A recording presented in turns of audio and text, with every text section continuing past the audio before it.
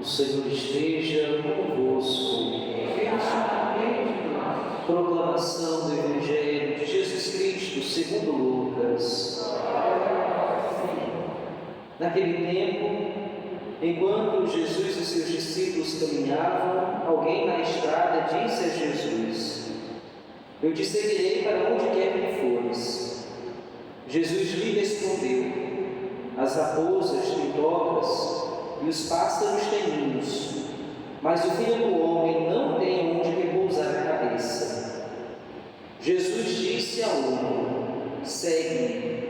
Este respondeu: Deixa-me primeiro ir enterrar meu pai. Jesus respondeu: Deixa que os mortos enterrem os seus mortos, mas tu vai anunciar o reino de Deus. Um outro ainda lhe disse: Eu te seguirei, Senhor, mas deixa-me primeiro despedir-me dos meus familiares. Jesus, porém, respondeu-lhe: Quem põe a mão no arado e olha para trás, não está apto para o reino de Deus. Palavra da salvação.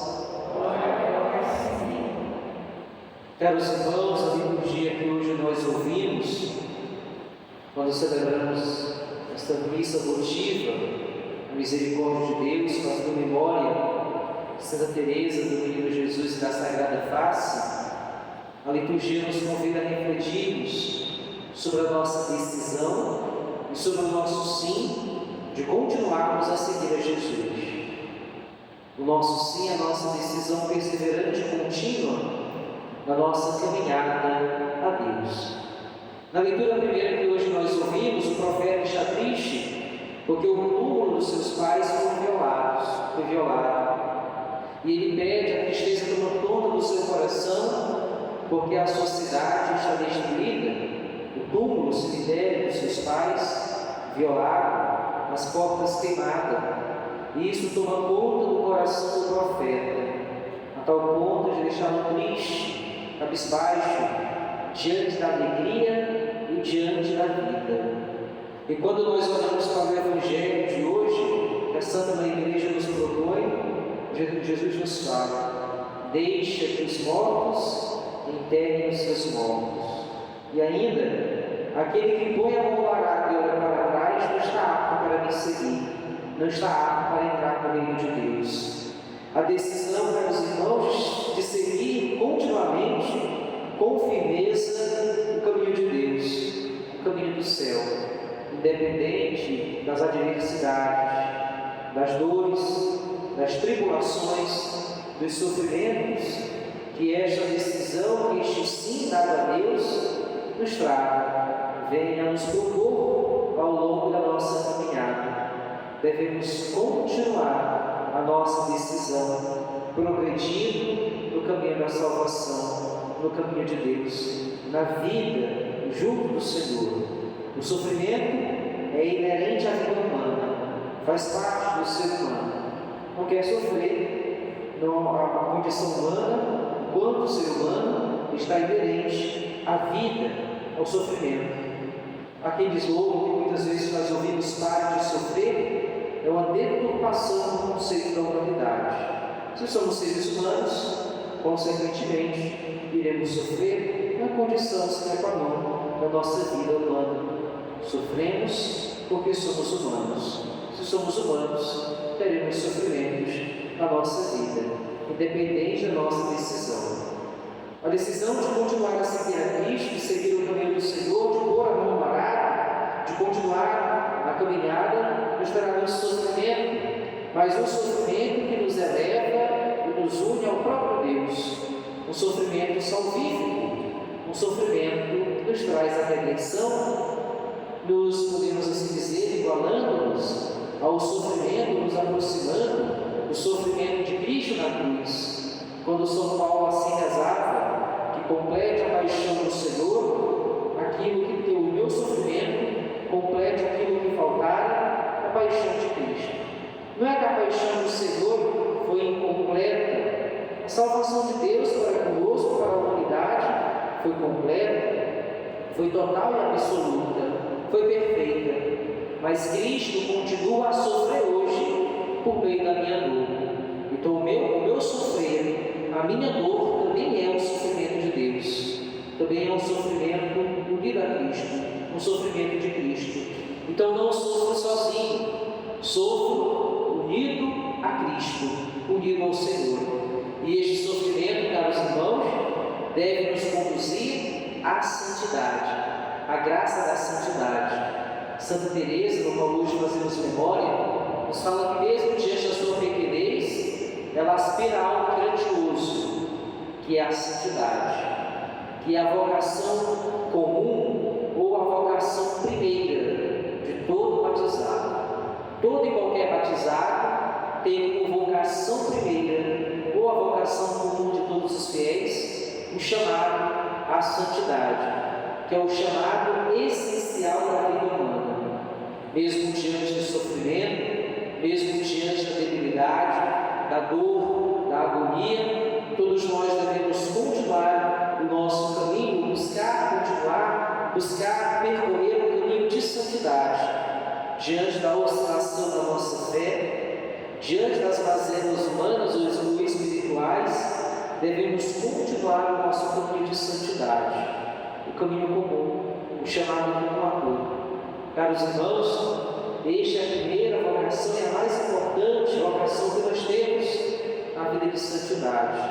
Independente da nossa vida, se somos religiosos, consagrados, padres, se somos casados, solteiros, celibatários, fiéis leigos, fiéis cristãos, se somos viúvos, se somos solteiros, independente da condição, da vocação específica na qual hoje você vive, o chamado é sempre o mesmo, a qualquer pessoa, independente da condição hierárquica, podemos assim dizer, usando uma linguagem eclesiológica da igreja, da hierarquia da igreja, se você é um fiel leigo, ou se você faz parte da hierarquia da igreja, se você vive um matrimônio, se você vive a vida religiosa, consagrada, missionária, celibatária, ou a vida conjugal, se você é padre, diácono, bispo, todos nós devemos viver a graça da santidade, porque isso depende da vocação específica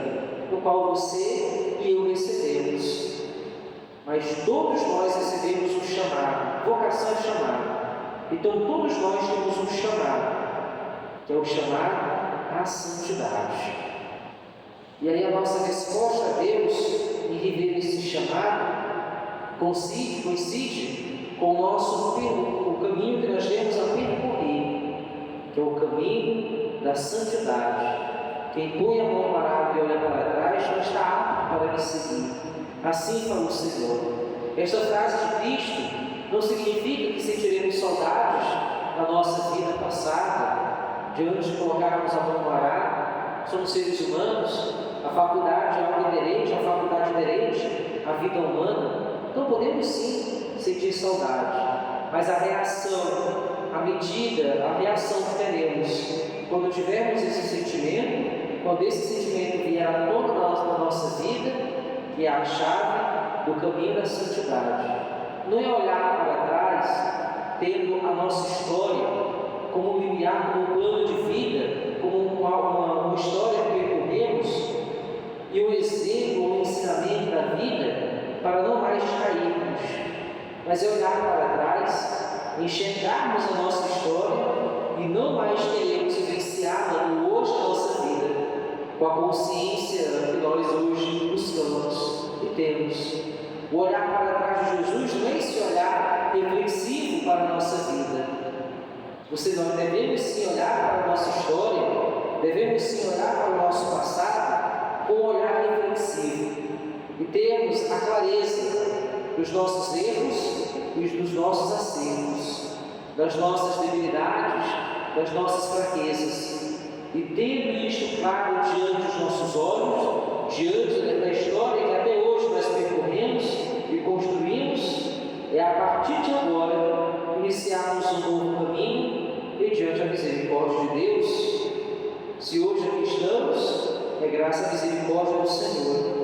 É essa oportunidade que o Senhor nos concede de recordarmos mais uma vez de Jerusalém, usando uma linguagem do Salmo responsorial, usando uma linguagem do salmista. Que se cole minha língua ao céu da boca, se de ti, Jerusalém, me esquecer. Nos salmos mais belos das Sagradas Escrituras, na minha concepção. Quando foi composto, o povo estava cativo, feito refém na Babilônia, e era obrigado, mesmo cativo, a cantar louvores a Deus. Juntos aos rios da Babilônia, sentávamos a chorar, chorando com saudades de Sião. Nos salgueiros ali, pendurávamos nossas harpas, e os nossos opressores nos exigiam que cantassem cânticos de louvores a Jerusalém. E se de ti, Jerusalém, eu me esquecer, que se cole minha língua ao céu da boca. Se algum dia eu me esquecer da graça do Senhor, de nada valerá a nossa vida. Se algum dia nos esquecermos da misericórdia de Deus no nosso existir, de nada mais valerá a nossa vida. Jerusalém significa, na linguagem salmística, a graça de Deus, o amor do Senhor presente na vida daquele que estava vivendo, passando pelo sofrimento. Mesmo diante do sofrimento, o povo de Israel, alguns do povo de Israel, permaneceram fiéis, outros deixaram se deturpar pelo sofrimento, mas alguns outros permaneceram fiéis à graça do Senhor. E mesmo cativo, mesmo sendo obrigado a permanecer diante de Deus, distante do Senhor, permaneciam louvando, glorificando e exaltando a graça salvífica do Senhor na sua vida.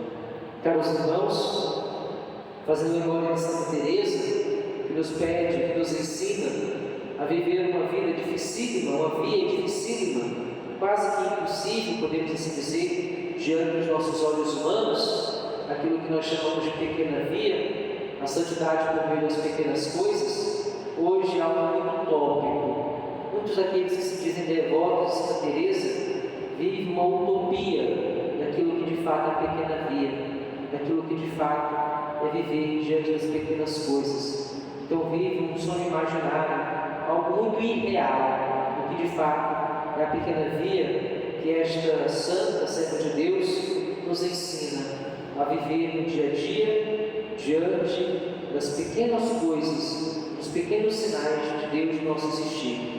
Possamos pedir por intercessão desta santa, que hoje fazemos memória, que possamos adentrar e mergulhar cada vez mais na misericórdia de Deus, que se revela na nossa vida de um modo total e absoluto, e possamos pedir a Deus, por intercessão da bem-aventurada Virgem Maria, que a cada dia nos abramos ainda mais a misericórdia e o amor do Senhor no nosso existir, percebendo, tendo atento a cada sinal de Deus na nossa vida.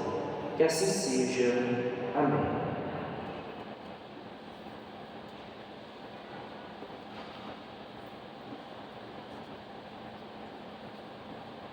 Possamos então realizar o nosso ofertório.